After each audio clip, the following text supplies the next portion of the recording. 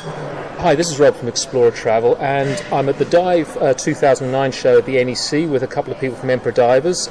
We've got Jim, who's one of the instructors at the resort in Nuweiba, and Kat, who does the technical diving down at Hurghada. So we're going to have a quick chat with Jim. Hi, Jim. Yeah, hi there. Pleased to see you again.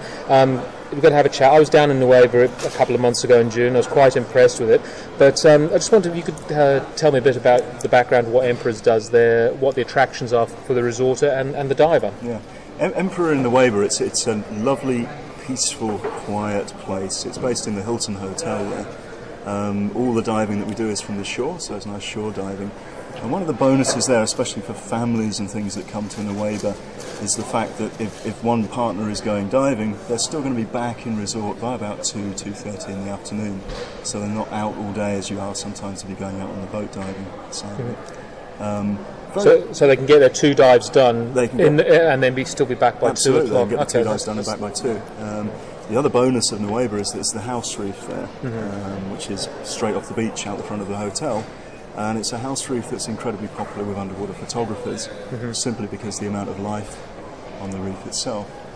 We get many photographers coming 2-3 times a year just to dive on there and take their pictures on that one. Yeah, because I think that's the reef that we dived on when I came up there. Yeah, and that's the one. It was, like you say, it was easy. You can just walk from the dive centre straight off the beach, and you're there with morays and stonefish and lionfish, and we saw a cuttlefish, I think, when we were there, and a tiny little ghost pipefish, and it was just on the first dive. It was, and you're not going deep, so you're not restricted on your dive time. Yeah, it's a place you can spend a long time underwater because all you need to be is at sort of less than 10 metres of depth. I mean, just recently on there, we've had frogfish on there again. Incredible large amounts of stonefish. I mean, we saw them last time. I remember when there was a group of about 7, I think, weren't there? So they're just there everywhere. It's just so much life, and every dive you do, you see something different on that reef. Yeah, it's just one of those special places, I think.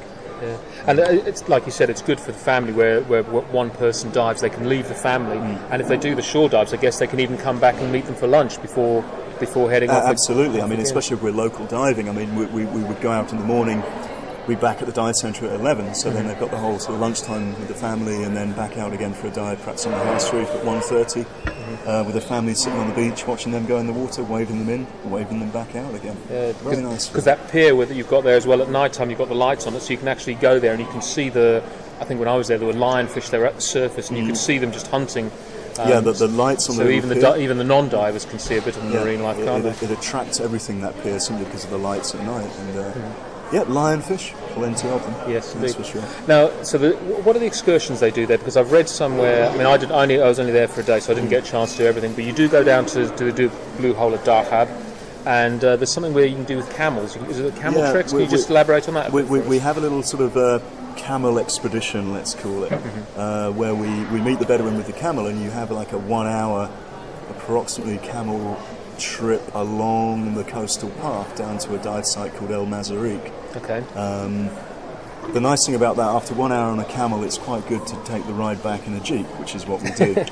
But it's just an interesting way. And then the Bedouin there are making tea and things at the dive site. So you go down there on the camel, 2 dives there, and then we come back in the jeep. It's just a way to sort of see the more natural, the more Bedouin side of doing things. Excellent. And it's following the very beautiful coastal path with the mountains on one side and the Red Sea, Gulf of Aqaba on the other side. And that is one thing. It's a beautiful area. You wouldn't think sometimes a desert could be like that, but like you say, you can see Saudi Arabia across the ocean and the mountains behind you. And I know we went out to St Catherine's Monastery after we left you, and it was just the colours were amazing. It's a wonderful drive, even going to and from the airports, whether you fly into Taba or into Sharm el Sheikh. I mean, even if you're not diving, if you go out into the mountains, I mean, you've got things like the Coloured Canyon and many different wadis up there, absolutely beautiful places.